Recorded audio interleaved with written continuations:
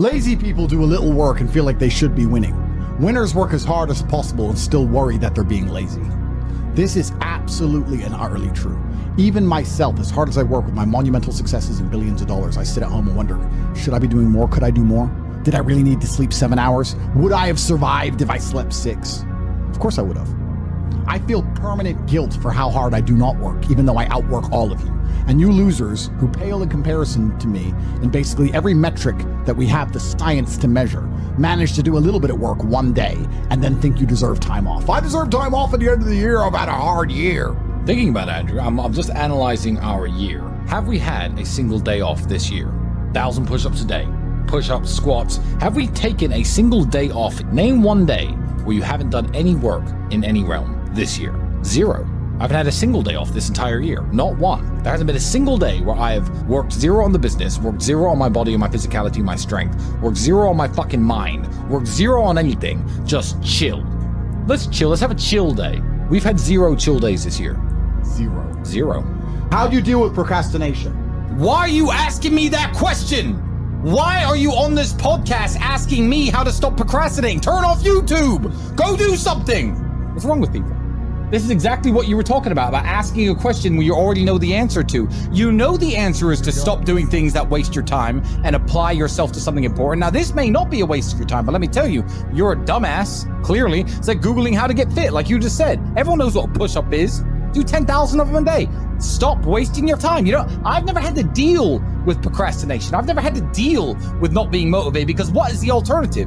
Literally, be a loser forever? I am sick of reading shit on the internet saying, yeah, you know, some people are special and they take longer to bloom and your time will come. Let me tell you something, 99.9% of people who are born broke, live broke, stay broke, die broke.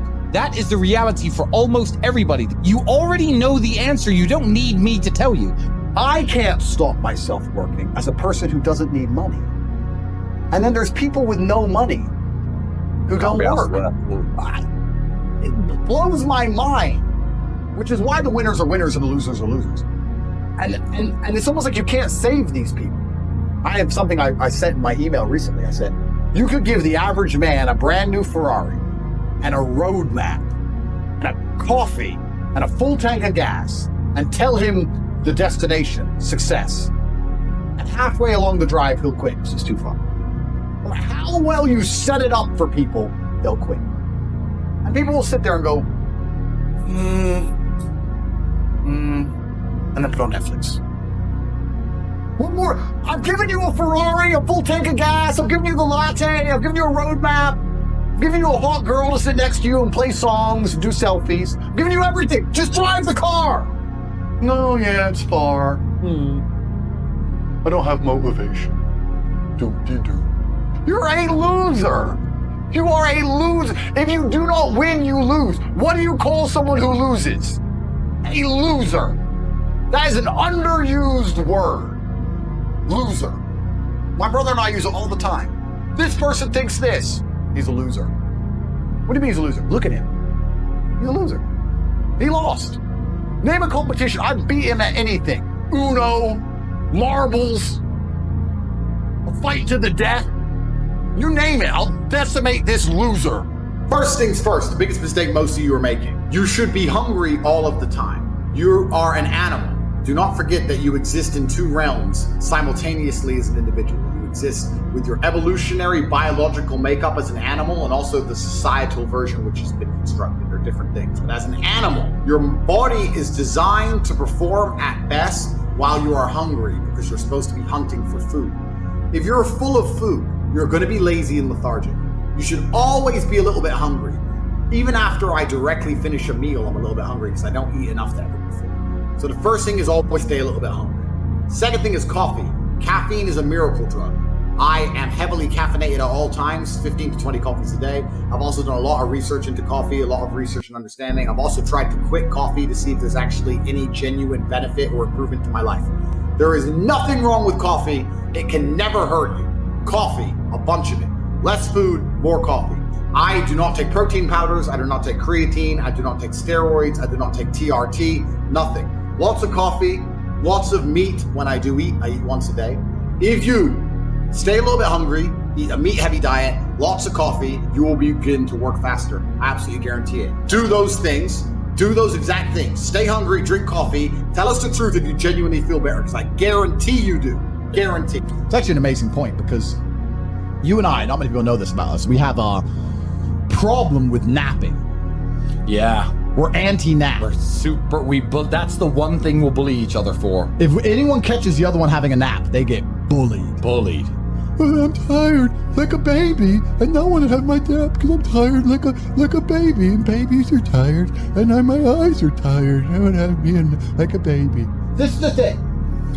Naps are so important because people are always napping. And they're like, sleep's really important for your cognitive and your muscles. If that's so true, how come you sleep more than me? I sleep 4 hours a day. I'm built like a tank. I beat the shit out of you, and I'm smarter than all of you, and I'm richer than all of you. Why are you sleeping so much if it hasn't helped you at all? Yeah. Clearly you're just lazy. And you think, oh, just have a nap. How do you even sleep? I can't even sleep. I've got too many things in my mind, too many problems to solve. You're sitting there sleeping away like a loser. And you should bully all your friends for napping. Because you know who takes naps? Babies. Babies love naps. So next time you see your friend napping, say, oh, you know, I know someone else who takes a nap. It's a baby. It's 1 year old. I know this 1-year-old who loves naps. Oh, did you have a nice nap? And when I say try your best, because we're not robots, that means also do your best at relaxing and resting. If you're gonna work, work. If you're gonna chill, then chill. You don't wanna be a dim light that's half on. You wanna do one or the other. Now, I find chilling and relaxing, I guess this is my personality, it makes it easy, extremely stressful. Then there's nothing more stressful for me than trying to not do my work. Because if I'm not doing my work, then I'm thinking about the work I'm supposed to do, and I'm more stressed than doing the work. So everyone goes, Andrew, you need to just chill. I'm like, that sounds terrible. That sounds like the most stressful situation to be in. So all I want to do is work. But if you're gonna do something, you should be doing your absolute best at it. What's the point in doing anything if you're not gonna do your best at it? And it's amazing how things can translate. If you do your best in one thing, it's not only the fact that the way you do one thing is the way you do everything, but if you do your best in one thing, it can radiate out across your entire life. That's the greatest thing about being a man. As a man, when you upgrade your life and you become a better man, by extension, you automatically improve the lives of all of your friends, of your woman, of your children, of your community, of your country. We radiate. It's amazing. But putting in that extra effort pays off, dividends. And you can look at it spiritually, you can be philosophical about it and say that God rewards people who try hard. That's how I like to see it. God is literally looking at all of us, no matter which God you believe in, and he's saying, all these people I've created, who's thankful? So any one of us could have lost our eyesight to bacteria at age 2. Any one of us. We didn't. So saying, who's thankful enough for what they have that they're trying their absolute best with it all of the time? If you do that, he's like, I like this guy. I like him. He's cool. Give him blessings. Give him something. It's amazing what comes your way.